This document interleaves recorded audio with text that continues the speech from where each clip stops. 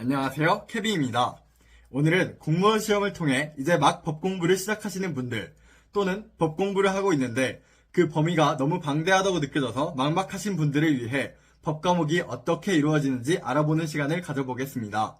법 과목을 이해하기 위해서는 삼권 분립에 대해서 제대로 알고 있는 것이 무엇보다 중요합니다. 이번 영상에서는 그 누구도 사용하지 않은 저 케빈만의 방식으로 지도에서 삼권 분립을 이해하고 그 건물과 주체를 상상해서 삼권 분립이 실제 작용하는 모습까지 떠올려 본 후 이를 통해 공무원 시험의 기출문제에 대해서 함께 이해해 보도록 하겠습니다. 우선 여러분 모두 삼권 분립이 뭔지 알고 계시겠지만 간단히 설명을 드리자면 삼권 분립은 국가의 주권이 국민에게 있는 민주주의를 실현하기 위한 제도로서 국가 권력의 작용을 입법, 행정, 사법으로 나누는 것으로 모든 법 과목의 기본이고 헌법의 주된 내용이라고 할 수 있습니다. 하지만 이렇게 뻔하게 삼각형에 입법, 행정, 사법을 써놓고 개념을 설명한다 한들 이러한 설명이 와닿는 사람은 아무도 없을 것입니다. 그래서 저는 국가 권력의 작용을 지도로 이해하는 방법을 추천드립니다.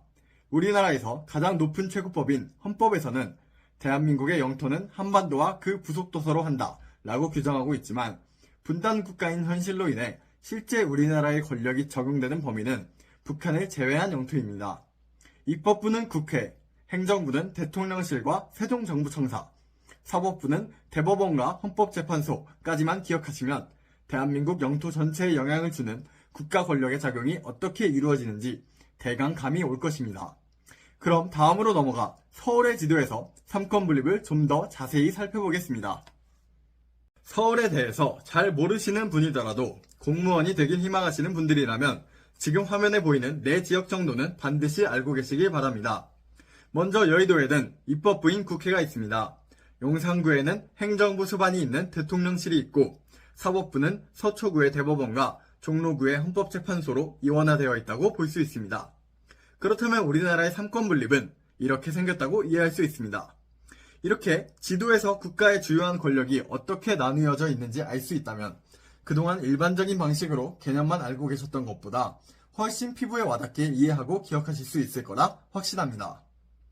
그렇다면 각 국가기관을 기억하기 쉽게 그 건물의 외관과 그 안에서 실제로 일을 하는 주체 등으로 조금만 더 구체적으로 살펴보겠습니다. 먼저 여의도에 있는 입법부입니다.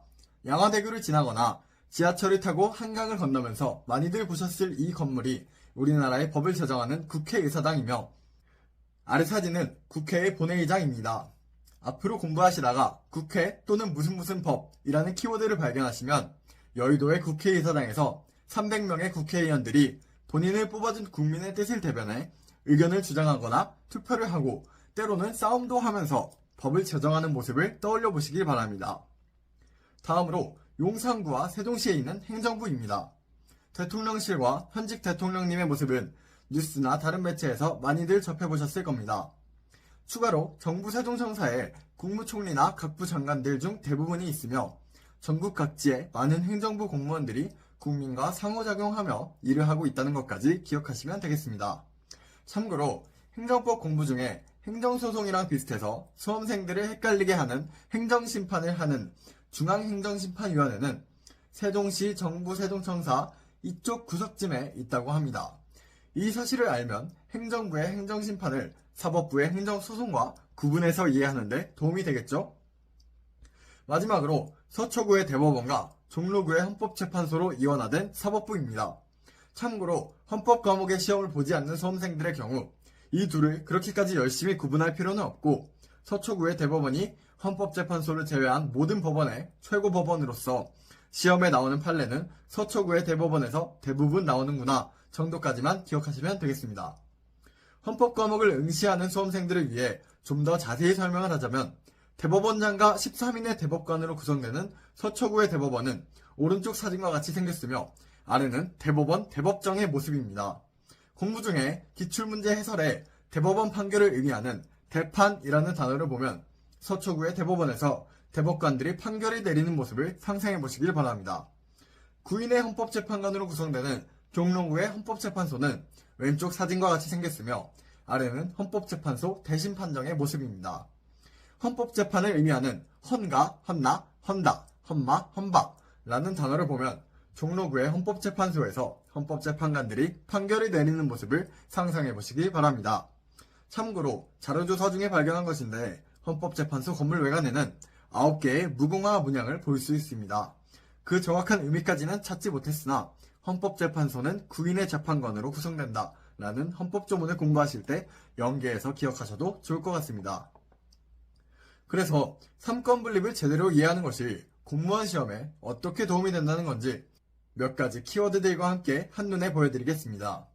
참고로 화면의 단어들이 익숙지 않으시더라도 인터넷의 뜻을 한번 검색해 보시거나 기출공부를 하면서 자주 접하게 되면 자연스럽게 알게 되는 것들이므로 너무 겁먹지 마시기 바랍니다. 우선 정석적인 방법은 아니지만 국가 주요 권력의 작용 순서를 입법, 행정, 사법의 순서로 기억하시면 공부가 편해집니다. 우선 여의도의 국회에서 나라를 운영하는 큰 틀을 정합니다. 그리고 용산의 대통령실을 중심으로 행정부에서 법에 대한 세부적인 틀을 정하기도 하고 실제로 권력을 행사하기도 합니다. 그리고 서초의 대법원을 중심으로 하는 사법부에서 입법이나 행정에 관련한 다툼이 생겼을 경우 이를 해결하는 역할을 합니다. 법학에서 많이 사용하는 법령과 판례라는 말도 이렇게 순서대로 나눠서 생각하면 좀 더 이해가 잘 되겠죠? 다음으로 권력을 행사하는 주체에 따라서도 3권 분립을 따로 기억하시면 좋습니다. 참고로 입법부와 사법부에도 국회직과 법원직 공무원분들이 계시지만 공무원 시험에 등장하는 공무원은 특별한 경우가 아니면 대부분 행정부 공무원이어서 행정부에 넣어두었습니다. 다음으로 법과목 문제의 해설에 근거로 자주 등장하는 키워드들입니다. 무슨 법, 뭐뭐 등에 관한 법률 또는 지방의회에서 제정하는 무슨 조례라는 말이 나오면 입법부, 무슨 시행령이나 시행규칙이라는 말이 나오면 행정부, 대판, 헌가, 헌마, 헌바 등의 말이 나오면 사법부를 떠올리시기 바랍니다. 추가적인 키워드들로 행정부에서 하는 행정심판, 재결, 처분 등이 있고 사법부에서 하는 행정소송, 원고 또는 피고적격, 제소기간, 기각, 각하 등이 있습니다. 참고로 이 표에서 또 공부할 수 있는 것으로 시행령이나 시행규칙의 제정은 형식적으로 행정이지만 그 실질이 입법이라는 것, 행정심판과 재결은 형식적으로 행정이지만 그 실질은 사법이라는 내용까지 이해하고 가신다면 더욱 좋을 것 같습니다. 지금까지 말씀드린 3권 분립에 대한 이해를 토대로 실제 시험에서의 출제 비율에 대해 대략적으로 말씀드리겠습니다. 정확한 수치는 아니니 느낌 정도만 알아가시길 바랍니다. 우선 법과목에서 중요한 법령과 판례라는 것은 모두 입법부인 국회가 제정한 법률의 기본을 둔 내용들이라고 볼 수 있습니다. 시험에서는 우리나라 법의 특징이나 법의 일반적인 원칙을 묻는 법 이론에 관한 문제가 약 10% 정도로 20문제 중 한두 문제가 나온다고 볼 수 있습니다. 그리고 법 규정 자체에 대해서 묻는 문제가 15% 정도로 20문제 중 두세 문제 정도가 출제될 수 있습니다. 행정부의 행정입법은 법률보다 더 세부적인 사항을 규정한 것으로서 더 포괄적이고 일반적인 법률 규정보다 출제 가능성이 낮으며 세부적인 법 집행에 관한 사항은 사법부에 넘어가 판단이 이루어진 것들이 시험 문제까지 출제되므로 사법부의 판례에 그 내용이 포함된다 보시면 됩니다.